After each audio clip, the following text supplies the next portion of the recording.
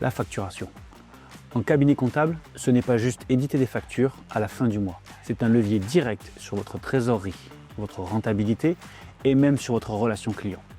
Et pourtant, c'est encore un sujet souvent subi, rarement piloté.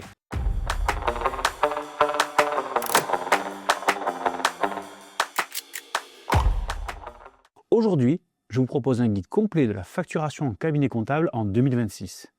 Les enjeux, les erreurs fréquentes, les bons modes de facturation et surtout comment structurer un process qui vous fait gagner du temps et de l'argent. Si vous êtes expert comptable, collaborateur ou dirigeant de cabinet, cette vidéo est clairement pour vous. Quand on parle de facturation en cabinet comptable, on ne parle pas uniquement d'un document PDF envoyé par mail. La facturation regroupe tout le cycle. La définition des honoraires, l'édition des factures, le suivi des paiements et la gestion des relances. Elle concerne à la fois les missions récurrentes comme la tenue, la révision ou le social. Les missions exceptionnelles comme l'audit, le conseil ou l'accompagnement à la création. Et enfin les travaux complémentaires, souvent oubliés mais bien réels. Une facturation bien maîtrisée, c'est des revenus sécurisés, une trésorerie plus lisible et surtout plus de temps pour le conseil. A l'inverse, une facturation mal organisée, ce sont des retards, des oublis, des tensions avec les clients et des équipes qui passent trop de temps sur l'administratif.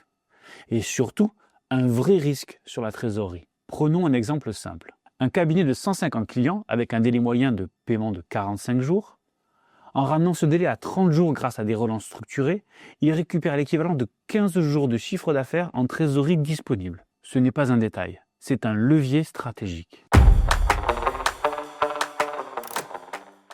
En cabinet, on facture tout, et surtout des choses très différentes.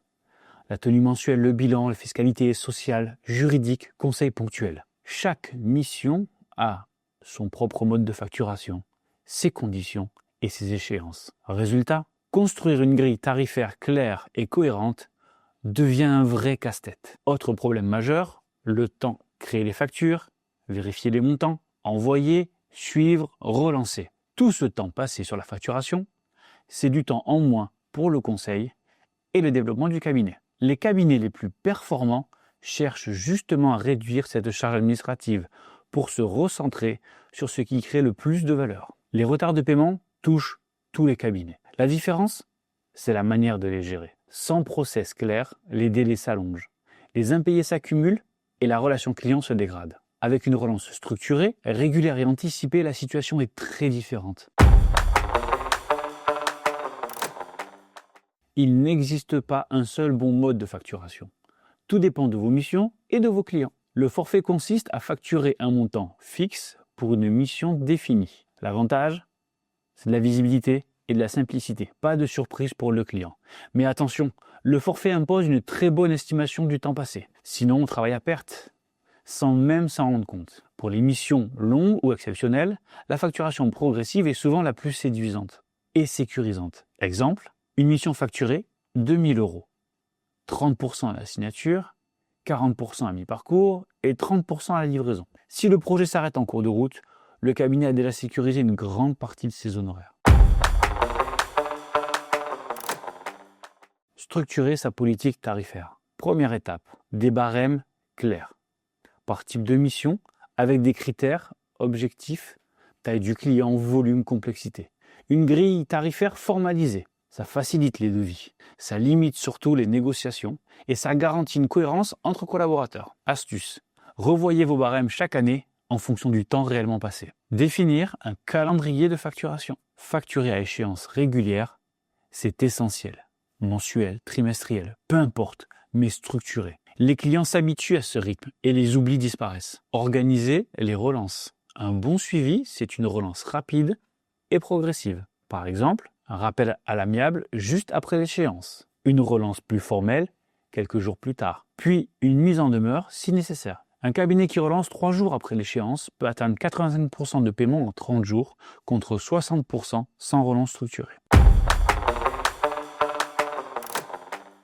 Sans indicateur, impossible de piloter. Les KPIs essentiels, comme le délai moyen de paiement, le taux de facture payé à échéance, le montant des impayés, les écarts entre le temps prévu et le temps réel. Toutes ces données permettent d'identifier les missions sous-facturées et les clients à risque.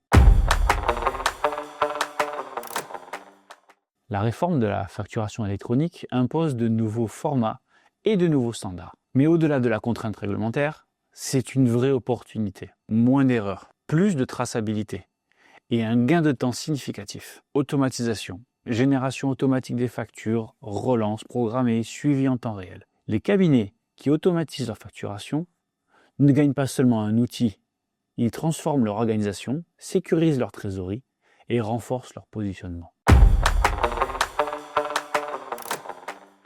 En résumé, la facturation en cabinet comptable n'est pas une contrainte administrative. C'est un levier stratégique de pilotage, de rentabilité et de sérénité. Si vous voulez aller plus loin, vous retrouverez l'article complet en description. Et si cette vidéo vous a été utile, pensez à liker, à vous abonner et à la partager à un confrère. À très vite!